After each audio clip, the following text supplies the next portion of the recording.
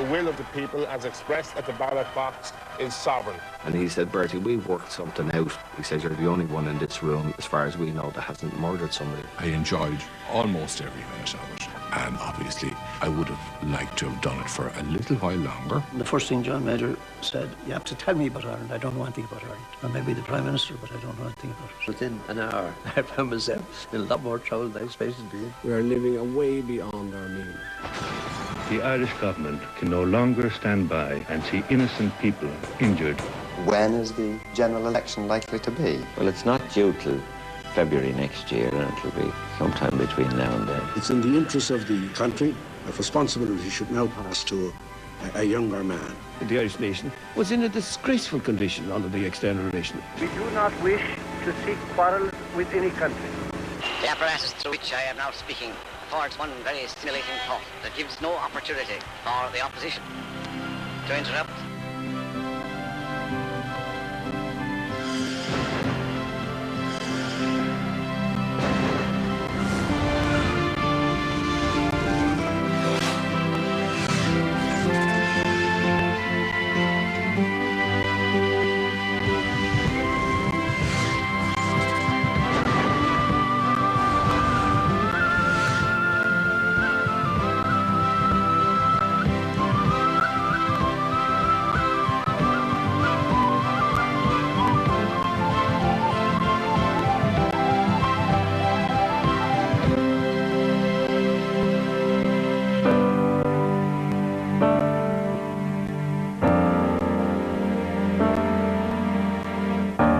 Following the defeat of Jack Lynch and Fianna Fáil in the 1973 general election, a coalition of Fine Gael and Labour came to power.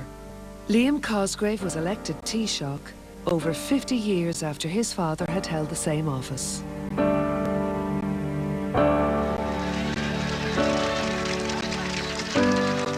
At Arasanuk Throin, more photographers, as Mr Cosgrave went in to report his election as Taoiseach to President De Valera and to receive his seal of office.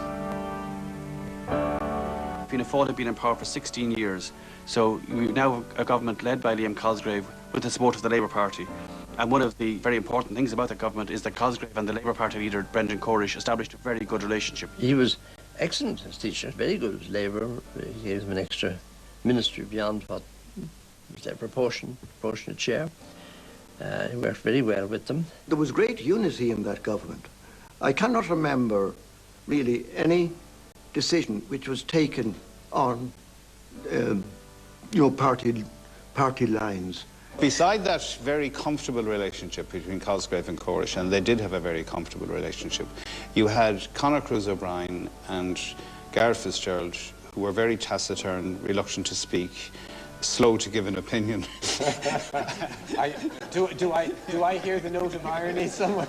But he did have a great ability, Rory, didn't he, to allow stronger personalities to flourish. And he was quite happy, you know, as kind of chairman to sit back and listen and let them play out there on the stage. He very much saw the government as a team, as opposed to perhaps the De Valera approach to it, where you were the chief. I mean, very much so. And I think Cosgrave epitomised that. When he was leader of the opposition, he was getting unfair treatment from the media.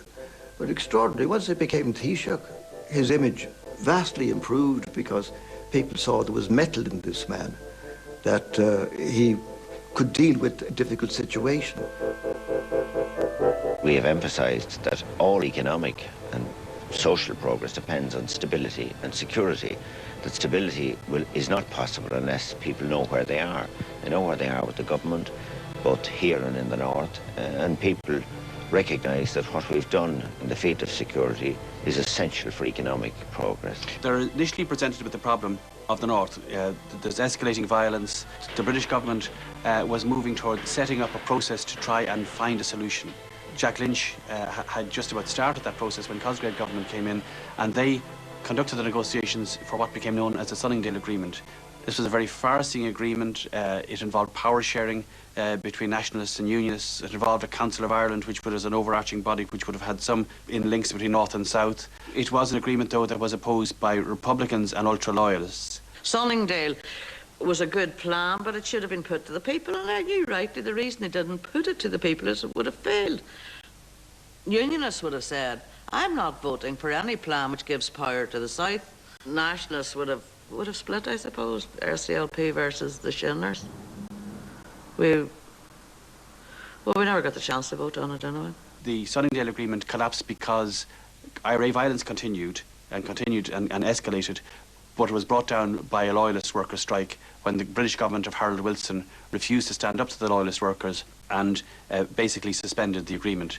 Cosgrave was bitterly angry with Harold Wilson, whom he distrusted and disliked intensely from the word go. But the British government let Cosgrave down and let the Irish people down. If the British government had remained in power, if Ted Heath had remained there, he would have insisted on the British Army dealing with the workers' strike. But the very weak Labour government, led by Wilson, whose anxiety was to get out of Northern Ireland altogether and to leave it behind.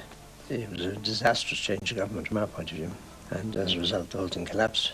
The workers' strike brought down the executive, and it took a long time to get back from there. Some mistakes on our part, possibly, but mainly the British government, the weaknesses of the British government, new British government,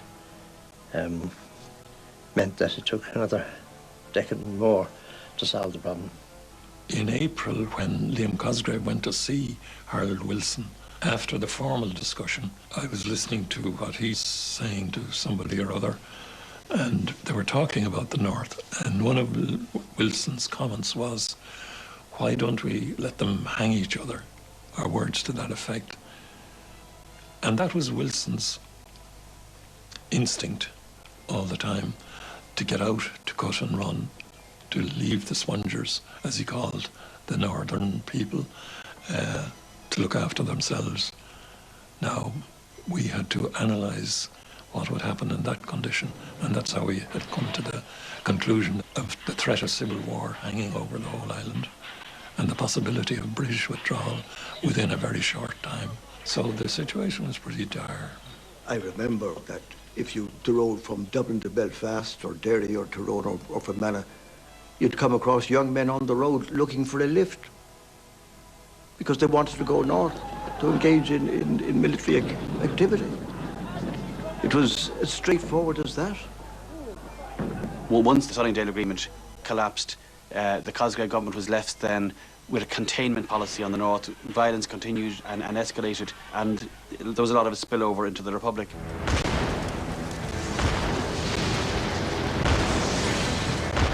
In May 1974, 4 car bombs in Dublin and Monaghan left 33 people dead. The UVF claimed responsibility for the bombings as a reaction to the Sunningdale Agreement. They thought that they could bomb us down here. We would abandon our attempts to resolve the situation in Northern Ireland. Threats to the state added to the many difficulties faced by Cosgrave and his government. Economic concerns would also prove challenging. The Yom Kippur War had led to the Arab oil embargo, which in turn created a world energy crisis.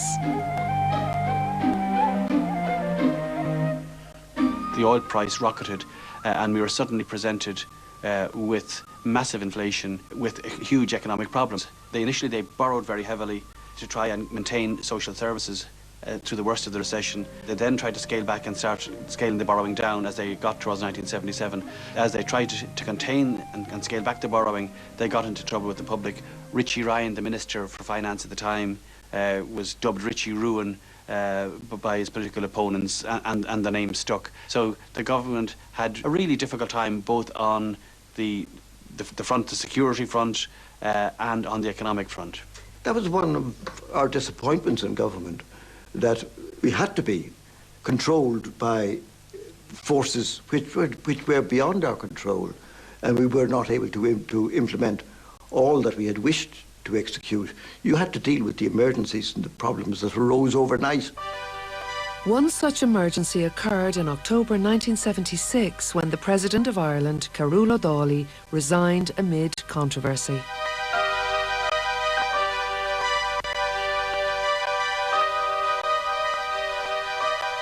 President, in a few words, can you say why have you resigned? My few words are few, and they're to be found in the documents which I have somewhere or other in the papers I've taken with me, which I'll let you have immediately when I can Obviously someone has taken them into the house, go looking for them, and it's as plain and straightforward as I put them in these papers. I don't want to say any more than this. What happened with Carola Dálaigh and the insult to the President is that the Minister for Defence, Paddy Donegan, who was a very close friend and ally of Liam Cosgrave, went to an army barracks in Mullingar and said the President was a thundering disgrace, or at least this is what the reporters said afterwards. But he insulted the President. Again, there was a context to this. He didn't do this just out off the top of his head. He did it following the murder of the British ambassador. After the British ambassador was murdered, the government brought in emergency legislation which would allow for 7-day detention. The President summoned the Council of State to ask was it constitutional. At that meeting of the Council of State, he was told that by virtually everybody present, including the Chief Justice, that it was constitutional, but he referred it to the Supreme Court. And the Supreme Court did find that it was constitutional. Cosgrave and members of his government believed that Carola Dálaigh was behaving in a very difficult and truculent manner by doing that. Carola Dálaigh regarded himself as a much more Republican. He had traditional Fianna Fáil Republican views, and they felt that that was behind the attitude he was taking. So this is what prompted Paddy Donegan to call the President a thundering disgrace. In the military barracks in Mullingar, he castigated and criticised the President for referring the legislation to the Supreme Court, which was perfectly within the remit of Cathal O'Donnell, the President, to do, and I think he was probably correct to do so. And that created a crisis because O'Donnell wanted an apology. Donegan offered his resignation to Liam Cosgrave. Liam Cosgrave was too blind and too loyal to accept it, and it went from bad to worse, and eventually O'Donnell resigned. I think it would have been better if he had accepted Paddy Donegan's immediate offer of resignation in view of what he'd said and the impact that would have on the President. When Donegan's resignation was not accepted, the President then felt that he had to leave office. He wasn't comfortable in office.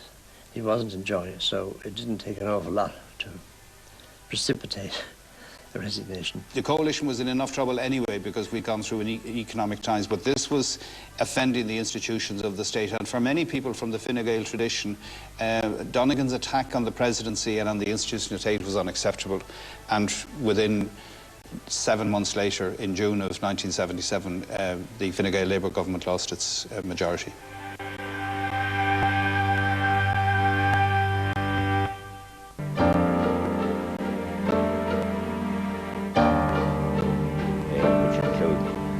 In 1977, Liam Cosgrave called a general election. The Fine Gael Labour coalition was confident of a victory after Labour Minister James Tully redrew constituency boundaries in their favour. There was a constituency review during the time of the Cosgrave government, and the Minister for Local Government was James Tully, a hard-nosed Labour politician from County Meath. And he decided he was going to rig it in favour of Fine Gael and Labour, unashamedly, unabashedly. All the political pundits at the time forecast that Fine Gael and Labour would win the 1977 election because they'd be doing so well in by-elections. So he went for a series of 3-seat constituencies, on the argument being that Fianna Fáil get 1, Fine Gael get 1, and Labour get 1, and it would give Fine Gael and Labour a clear majority. The Tully-Mander was brilliant for the Fine Gael Labour coalition if in fact the swing was within a certain margin. But if the swing went beyond that margin, then it rebounded as a disaster. Nobody expected the swing. When Jim Tully produced his draft for the revision of constituencies, I said this is based on the assumption that the government will be as popular when the general election comes as it was in 73, 74. And I said, if that doesn't happen, then you're going to have a most awful result. And that's what happened. Calling the election in June, half the government felt we should wait till the autumn, perhaps the more urban people in particular. And I was surprised that Liam Cosgrave decided to go in June. It was a mistake. On the other hand, I doubt whether the difference in June and October would have prevented us losing government. Instead of Fianna Fáil winning 1, Fine Gael winning 1, and Labour winning 1. Fianna Fáil won 2 in almost all the 3-seat constituencies. Fine Gael and Labour lost seats all over the place. Jack Lynch won the election in 1977 with the biggest ever majority in the history of the state.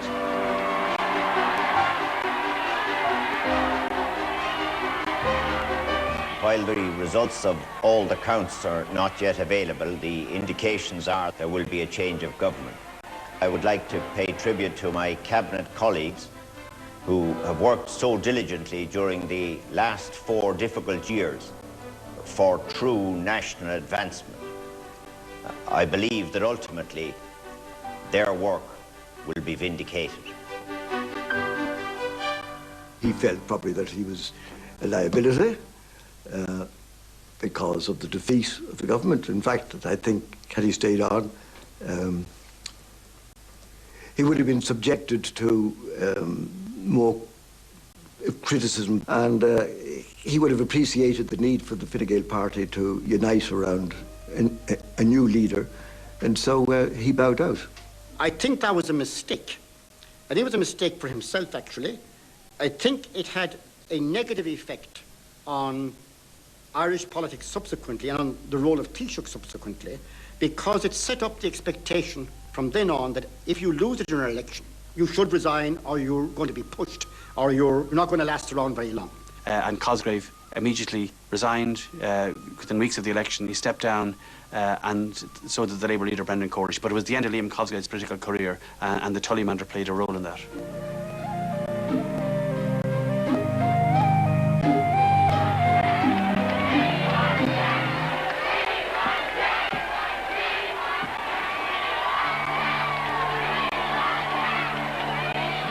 Jack Lynch and Fianna Fáil were returned to power with a huge majority after promising sweeping tax cuts. But Lynch would soon find his leadership challenged from within. You had a 77 election which promised, in fact, to make sweeping changes in the tax system. And in particular to take away rates on residential property. Now that was just an enormous boom, but people thought this was going to be a fantastic benefit to get rid of rates.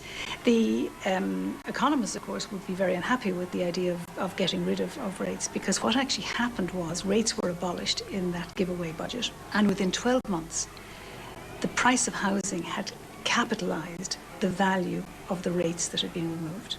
And it was like as if people said, well, now that I don't have to pay these taxes, I can pay more on my house. So you got massive house inflation in that period, driven by the removal of rates. Oh, we worked out at home, my wife and I, the cash value of Fianna Fáil policy. We'd be daft not to vote for it. We were going to gain whatever it was, Abolition of rates, the abolition of road tax. It's crass. You have to provide finance for building roads. You have to take away all the shit and refuse from a house. You can't do it out of nothing. It's crazy. People will say that the promises made at that time weren't real and weren't realistic or weren't economically sound. I'm not an economist. I don't have a competence in that regard. But elections are all about winning, and he won that one historically. But it was a piece of history I think he could have done without. Probably one of the worst victories Mr. Lynch ever experienced, because he knew and everybody else knew that the majority was too big, and a majority of that size is far too big and far too unmanageable. The less of a majority you have, the better you can control your party in the context of divisions and so on, because they're more alert and people become arthritic and lethargic when they see that there's 20 of us more than the other side. It's bad. It's not good. And as I say, the 77 election from Mr. Lynch's point of view, I think he knew it himself, that his time was running out for him with a majority of that nature. There are people who entered the Dáil for Fianna Fáil in 1977 whom Lynch doesn't even know who they are, but Haughey knows who they are. And he's been cultivating them for some time. And they are going to support him when the contest comes. From 1970 onwards, due to the arms crisis, Charlie Haughey more or less had to lick arse and grovel Haughey would have seen himself that he had to put the party before everything. I'd say much to his great personal annoyance, he had to more or less grovel to these people. He did so because he wanted to get back. He did it, I'm sure, for his own reasons. But that was the Fianna Fáil way, you see. In 1975, he came back onto the front bench in opposition as spokesman on health and social welfare. And then in 77, after the general election in 1977, he became Minister for Health and Social Welfare. He would have been conscious of cultivating backbenchers and, you know, befriending candidates throughout the country and that. And, you know, I mean, you know, to a certain extent, that was there anyway. People were either for Charlie Haughey or they were against Charlie Haughey. So I suppose it was inevitable, therefore, that he would be very close to some members of the parliamentary party and not close to others. Haughey was extraordinarily popular within Fianna Fáil. And the calculation may have been Lynch's part. That is, Lyndon Johnson famously said once, it's better to have your enemies inside the tent pissing out than outside pissing in. I think that a number of people said we have at least as much right to be Taoiseach as he has, apart from the little matter that the party voted him in. But, you know, in a sense, we are our own gods.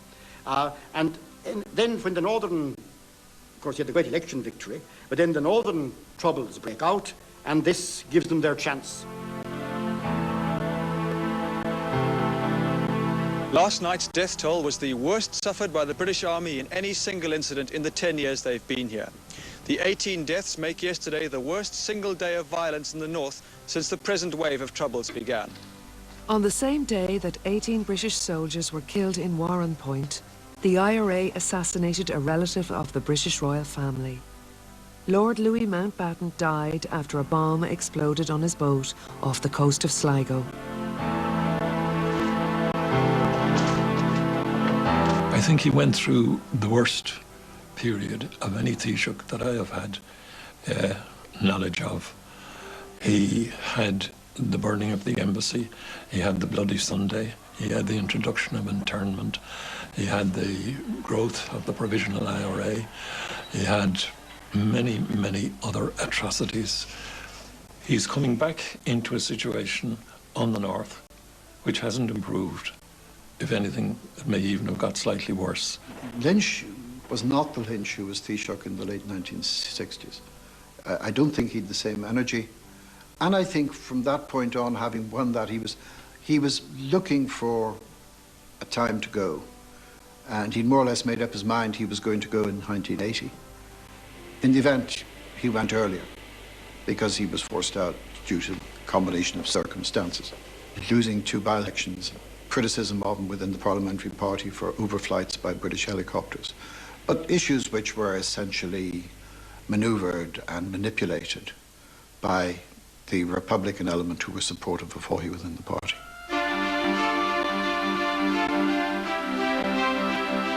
You know, sometimes you in any walk of life, whether it's politics or commerce or any of these things, you give your heart and soul to them and you find that there's no response and you say, well, I think it's time to move on. And that was Mr. Lynch's view on life. And in politics, it was time, I think, after he had lost 2 by-elections. At that time, he decided that he'd move on. And he decided to go in partly exasperation, I think, in the end of November '79. It was a mistake, as we now know, in the sense that I think he thought the succession was pretty secure to George Colley. He'd have been happy with that, but that was a miscalculation.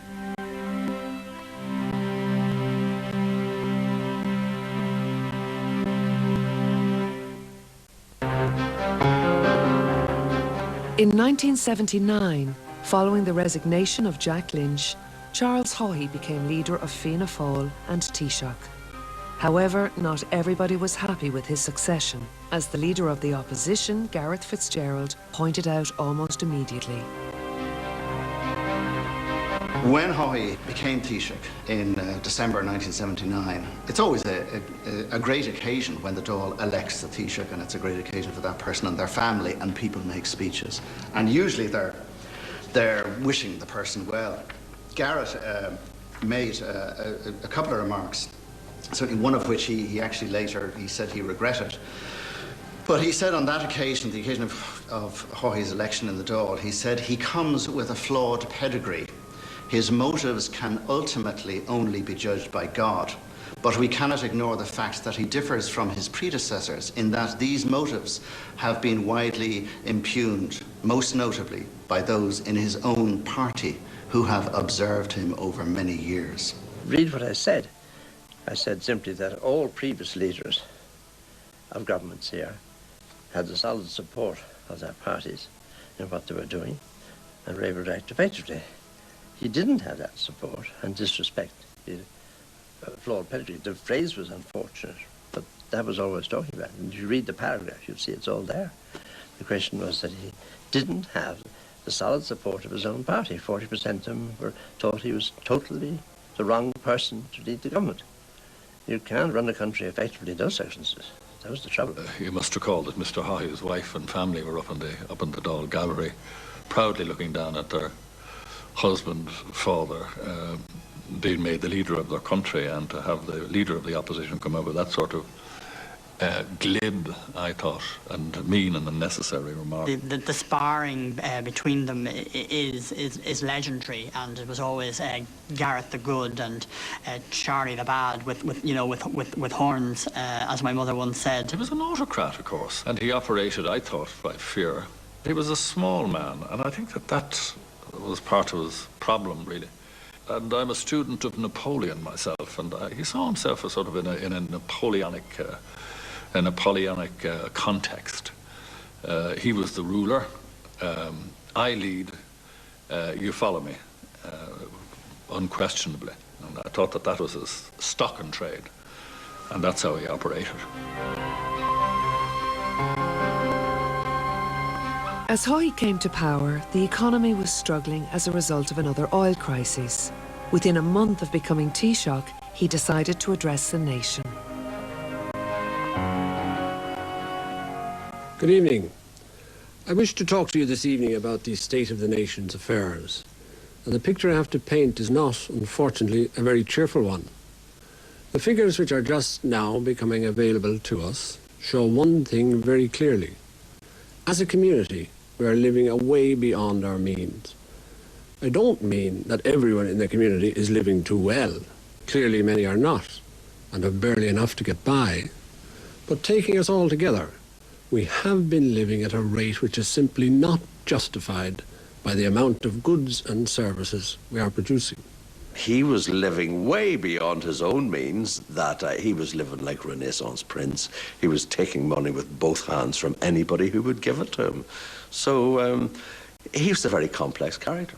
Of course, when he became Taoiseach, in comes the compromises. There's very little radicalism in Haughey. One of the most extraordinary compromises is one that's not really remembered. When he first held office, there was a car plant, I think it was a car assembly plant out in Santry called Talbot.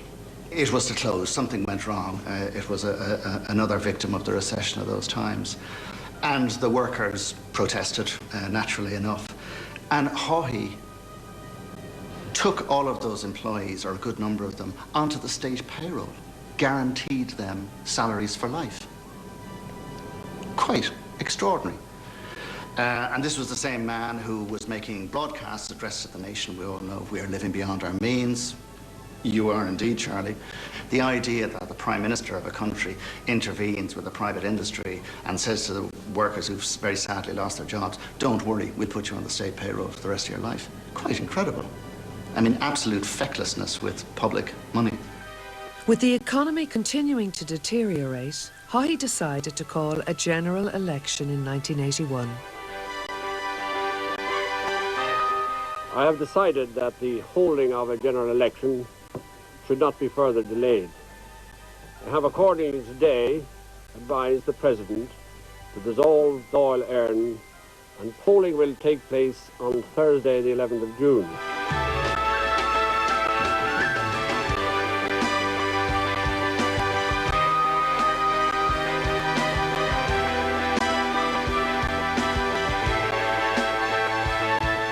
Nervous Garrett, saintly and much loved by the people, and Nervous Charlie, who had every sort of two horns and a tail, you know, and cloven hoof. It was astonishing, that. He had unwavering belief in himself. Like, he really did believe he was the smartest guy in the country, and that there wasn't anybody out there, certainly not in politics, and I don't think he ever met them in business who was his own equal. He had no, as they say, issues of self-esteem. I think it was very, very important that Gareth Fitzgerald was around at that time. He was the most popular Fine Gael leader ever. It was very important that you had the choice between two strong leaders for Taoiseach at the time. All the more important now that we know what Mr. Haughey was doing. I think the most important thing about Gareth, when you strip everything down, is that he was there to keep Charlie Haughey out of office. In June 1981, Gareth Fitzgerald was elected Taoiseach, leading a Fine Gael Labour minority coalition. Yeah, when I became Taoiseach in 81, I didn't realise just how bad the financial situation was. That had been hidden, in part. Cuts announced in spending in the spring had never been given effect to 105 million, which is a lot of money in those days. Nothing even done about them, just announced, and that was left like that. So we had a much worse financial position than I expected. You know, to be told as soon as you're elected, and before you form the government, that's a national emergency, you'd have to call an emergency cabinet meeting, bring an emergency budget within 3 weeks. That wasn't quite what I expected. Plus, of course, the hunger strike at the same time. The salient thing to say about the hunger strikes is, who would have thought that they'd fast to death? That was a big change in Northern consciousness. An agonising death, and they face it one after the other, and we're beginning to say, because, you know, you're here, the IRA are criminals, the IRA are killers. The IRA were our neighbours and pretty useless too. You'd see them go down the street, you know, that guy's in the IRA. Didn't know he could open a ton, never mind fire a gun. You think, well, I never knew they had it on them. From then on, in the north, among the Fenians, you do not denigrate the IRA. Nobody can call them cowards. We can still criticise them. I can pick holes. There was a new feeling about them. And a sense of, for Christ's sake, Britain, would you give them a pair of jeans and jumpers? What is going on here? That was a change. Well, I'd be immediately concerned that the age block crisis should be dealt with. And that, in terms of sheer urgency, obviously takes precedence of other matters. The next most urgent thing is to establish the exact financial state of the country and see what action needs to be taken to deal with it. I have every reason to believe that it is, in fact, worse even than I had feared. It was a difficult period. So, yes, being elected is grand, yeah, but within an hour, I found myself in a lot more trouble than I expected to be in. We were borrowing more and more abroad to fund current expenditure. International interest rates were enormous, so that it was a massive call on each budget to repay foreign debts and to pay the interest on the foreign debts. And they felt, economists would generally have felt that to raise revenue was important and to obviously control public expenditure were really, really important. So the question really was around how you did it. First thing we had to do was that John Bruton brought in a mini budget, I suppose we'd call it an interim budget now, in June of 1981 that started out on the process of fiscal reconstruction. The January 82 budget was part of that. That, as we all remember, fell apart on a very simple issue. Minister, good afternoon. What do you see as the main aim of your budget this afternoon? What's your main aim? I think to restore national security, to get our economy in such a shape that we'll be able to have secure jobs in the medium term for the people of the country. It's going to be a fairly tough budget, but I believe that when it's seen in its overall context, it can be seen to be both fair and necessary. Looking at taxation, one of the things you try to do is not to raise the top rate, because that tends to make for more distortions. You try to widen the tax base. So you look around to say, well, who's not included in the tax base? And one of the items that was not included in the tax base were children's clothes and children's shoes. I thought it was a ridiculous decision. There wasn't a great deal of money involved, and it was a real Garrett-type decision. in the sense that the argument at the time was that women with small feet could buy children's shoes, so they had to be taxed. It was ridiculous. I had been amused by the civil servants telling me that, of course, you can't distinguish children's shoes from women's shoes because some women have smaller feet than some children. I told this is a joke. And that became the reason the thing failed. It wasn't the reason at all. Henry was interested in subsidies and food subsidies in particular. So never make jokes in politics. It doesn't work. Sense of humor can be disastrous. We knew at that time that we didn't have a majority, that it was a high-risk strategy, and we had two choices. One choice would be to sit there in government and make staying in government our priority, and to do, the absolute minimum just to stay in office. The other was to actually confront the problems that we had, go forward and deal with them as best we could, and let the Dáil decide whether it would accept what we believed was right or not. And that's the course we took. And it didn't come off, but I think I don't have no regrets about it.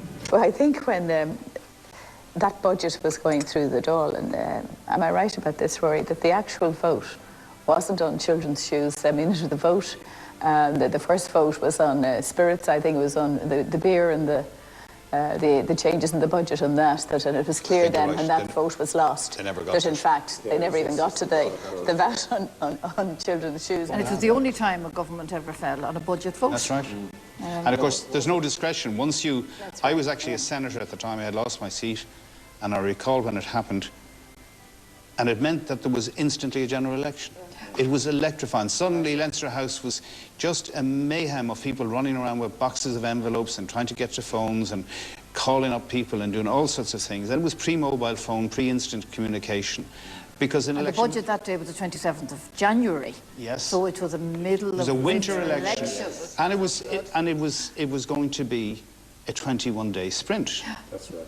The thing is not to get too upset about things like that and realise everything that happens which looks bad can be turned around to be good in certain circumstances. You tackle it right, and don't get too upset when you get a temporary reversal of that kind.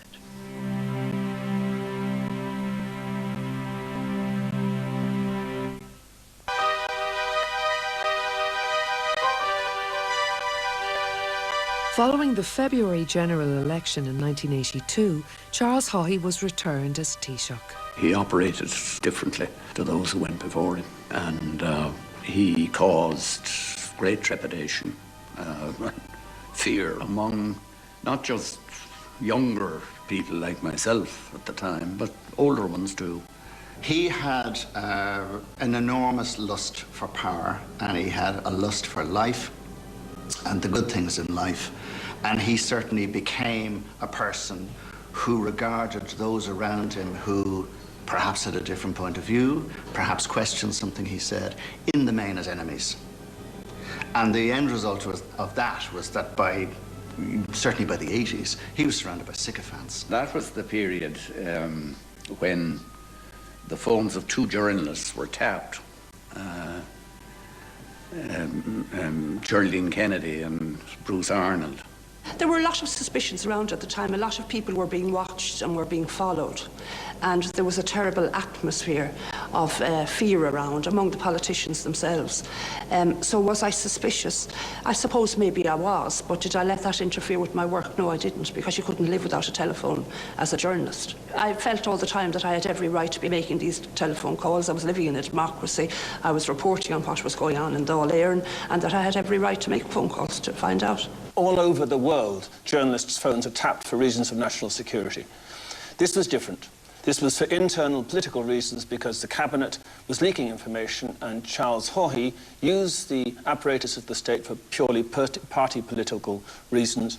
And this was unprecedented. It wasn't to do with the security of the state. It was for his position within Fianna Fáil. And it was in a different category from anything that we'd seen before. Just about as everything else about Charles Haughey was. He didn't know the difference between right and wrong. His perception of what was an appropriate thing to do in whatever circumstances was out of everyone's window. He didn't obey the rules because he didn't know what the rules were. I don't think there is any conclusive evidence anywhere to prove categorically that he authorised the phone taps or that he viewed the transcripts. There was a feeling that there was a threat to democracy at that time and that things were happening that should not have been happening. And it's very hard to conjure it up all these years later now, the sort of atmosphere that was there. People were afraid. They were afraid to be seen meeting a journalist. They'd be afraid to be talking to you in the corridor. And the very strange thing about it then was that they decided they'd ring you at home instead so they wouldn't be seen with you. And then you turn out and you're tapped. Yeah. And that was the sort of atmosphere you lived in at the time. If you were seen to be opposed to the power that was, in any sort of treatment to you was fair enough, and you were subjected to things that wouldn't normally be acceptable in a normal democracy. Associated with that government, there were 3 attempts to overthrow Haughey's leadership from within Fianna Fáil. There was an abortive attempt after the election in February-March before the new government took office. Des O'Malley was about to challenge him, Des O'Malley, who subsequently set up the PDs, about to challenge him and withdrew at the last minute. As that year went on from when they took office, it was rightly described by Conor Cruise O'Brien as the Goo-Boo government because of the grotesque, unbelievable, bizarre and unprecedented things that happened during it. By the following, I think it was October, there was another heave, and this one was led by Charlie McCreevy. When Charlie Haughey assumed leadership of Fianna Fáil in December, you might remember he did a celebrated TV broadcast in January 1980, where, still being played, he says the country is living way beyond its means, which was totally in line with the economic philosophy which I had, and one of my reasons for supporting Charlie Haughey. But between that and the election in June 1981, he did absolutely nothing about it for the problem that he diagnosed quite correctly himself. There are many reasons put forward why he didn't do that. The late Mr. Haughey would say, as he said to me many years later, well, one of the reasons was that he had a very divided party and that he wasn't in the position, say, to take a very, very strong line. But whatever the reasons, he didn't do it. And I became more agitated and vexed because the man whom I had supported on the lines that he was going to do something was actually doing quite the opposite. I put down a motion of no confidence in Charlie Haughey. This had never, ever, ever been done in the history of the Fianna Fáil party. And the divisions in the party were intense and immense, and awful things were done on all sides by us, awful things politically. Can I ask you, how are you going to deal with the McCreevy no confidence motion? Well, it'll be decided by the party on Wednesday.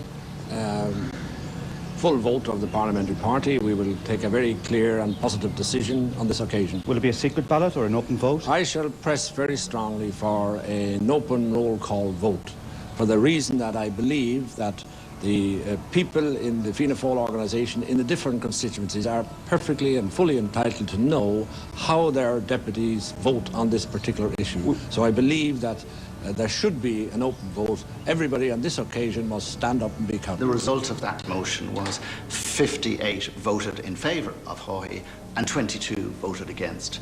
And the media then dubbed this the Club of 22. Reporters are always interested in what's different, what's sort of oppositional. So the focus was on this 22 people within Fianna Fáil who refused to back their leader. I think Haughey had reached a state of mind where politicians didn't do service to the state was there to do service for them. And I think he reached the point where he saw the organs of state as to be available at his beck and call to serve him insofar as he could control them when he was in office. And I think he saw the Fianna Fáil party as something that he could control. What I saw happening sort of in the houses of the Oireachtas in the 80s was the extent to which those who were outside his milieu were cold-shouldered. I mean, they were almost pariahs.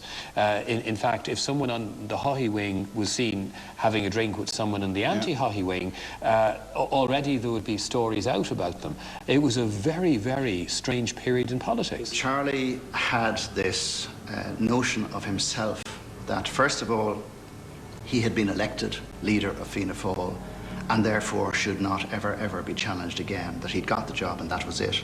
And it was up to him to say when he'd leave. That Fianna Fáil, the party, was the nation, was Ireland. Therefore, Haughey himself was the embodiment of our country. He was Ireland. And to challenge him, to threaten him, was treason. And Sean Doherty, at one stage, as Minister for Justice, actually sought the opinion of the Attorney General to see if people who were opposing Haughey could be charged with treason. He sought to find out, could they be arrested? Could TDs be arrested on their way to the Dáil? And apparently, they can't. And he was advised that they couldn't. I mean, that's how grotesque, to use Cruz O'Brien's words, things became in terms of how Haughey saw himself, how those around him saw him, and the depth of their loyalty to him, which he demanded, and how he saw himself. Quite extraordinary.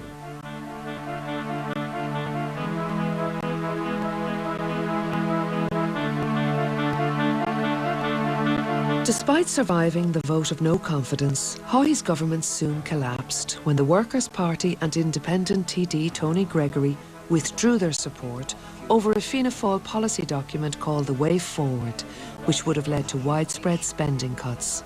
Another general election was called for November 1982.